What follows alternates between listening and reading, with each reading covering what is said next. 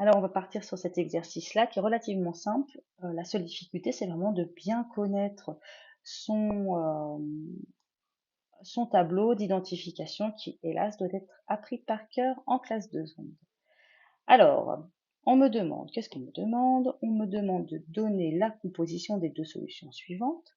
Donc, notre première solution, la solution 1, quand on met de l'hydroxyde de sodium dedans, on a un précipité bleu. Et quand on met du nitrate d'argent, on a un précipité blanc.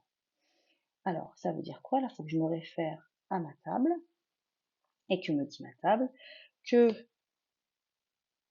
les ions hydroxydes, donc qui sont ici dans différentes reconnaissances, quand ils donnent un précipité bleu, eh bien ça correspond à l'ion cuivre Cu2+. Je peux reporter ça.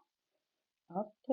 La solution 1 contient des ions cuivre 2 de formule Cu2+. Et puis après, la deuxième info qu'on me donne, c'est qu'on a mis du nitrate d'argent, donc ça contient des ions argent. J'ai un précipité blanc, j'ai donc bien des ions chlorure.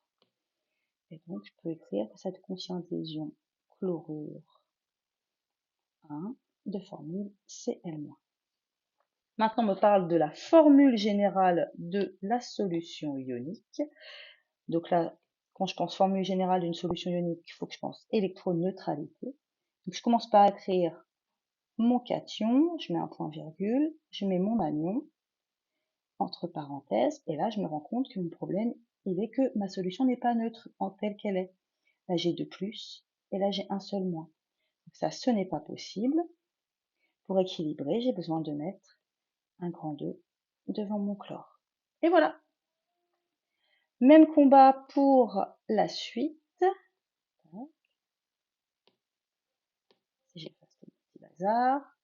On me parle, idem, dans la solution d'hydroxyde de sodium et de nitrate d'argent. Là, j'ai un précipité orange et un précipité blanc. Donc, en me référant à ma petite, à mon petit tableau, je me retrouve avec des ions,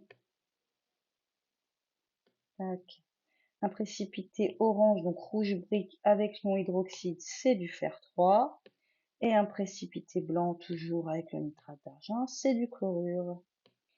Et donc je peux répondre que la solution 2 contient des ions fer 3 de formule Fe3+, et des ions chlorure 1 de formule Cl-.